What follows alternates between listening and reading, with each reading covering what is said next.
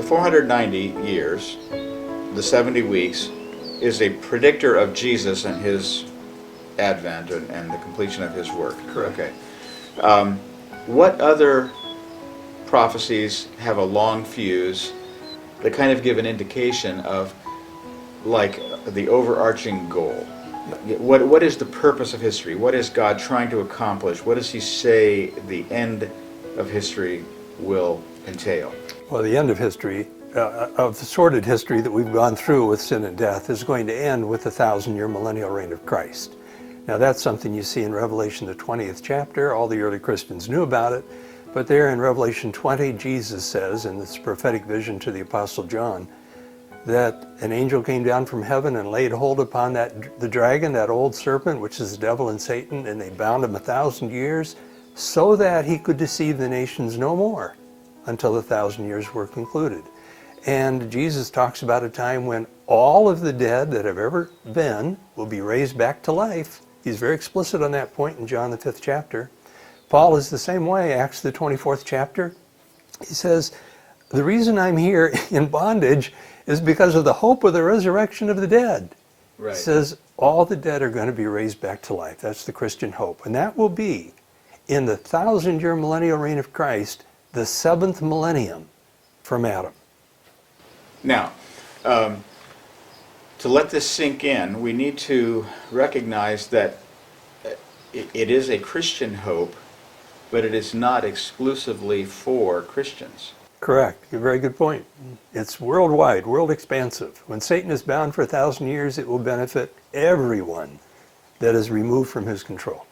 Okay. Let's work on some specific prophecies that state that there will be when this 1,000-year millennium, this Messiah's kingdom, when that would happen. Give me some prophecies that talk about that. Okay, when you say prophecies, speak about it, I'll give you some background for why that little expression I said that it would be the 7th millennium of human history.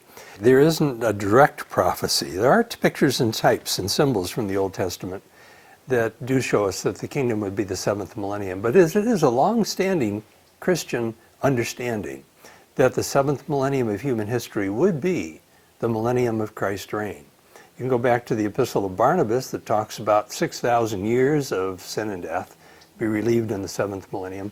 And even the Jews, before Christian thought occurred, they had this concept that after 6,000 years, the 7th millennium would be a Sabbath of rest when mankind would be relieved from their problems of before. Now, it was rather vague. It wasn't very specific. But it was an expectation that a Messiah would come. Oh, it was. Now, the Messiah wouldn't come necessarily at the end of 6,000 because he came like at closer to 4,000. But the Jewish expectation was that there would be 6,000 years before their Messiah, right?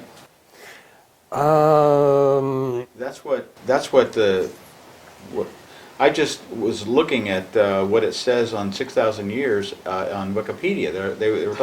They listed 4 or 5 ancient Jewish sources that said 6,000 years, but maybe those are more recent. What do you think?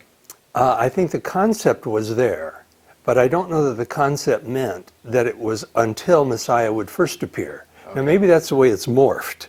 Yeah. But I don't think that was the original concept necessarily. Okay. And the reason I say that is because the Jews at the first advent of Jesus, it says all men were in expectation. So there was an expectation of Messiah. Yeah. And yet they knew that 6,000 years had not yet elapsed. Right. So the expectation was not linked to that.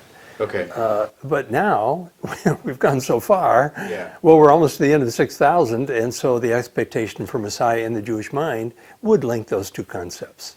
Right. So, actually, the idea that all men are in expectation is almost universal from then till now, isn't it? I mean, who was the guy, Sabbatai Levi, I think his name was, who claimed to be the Messiah and led a bunch of people, I think both Jews and Christians, to Jerusalem, and then the Turkish Sultan, whoever it was, held a knife to his throat and said, "So, you are the Messiah, huh?" And he said, no, actually, No, I'm not. But there were people willing to follow him a long way to get to Jerusalem because he said he was. Yeah. Anyway, I don't mean to interrupt. No, that's okay.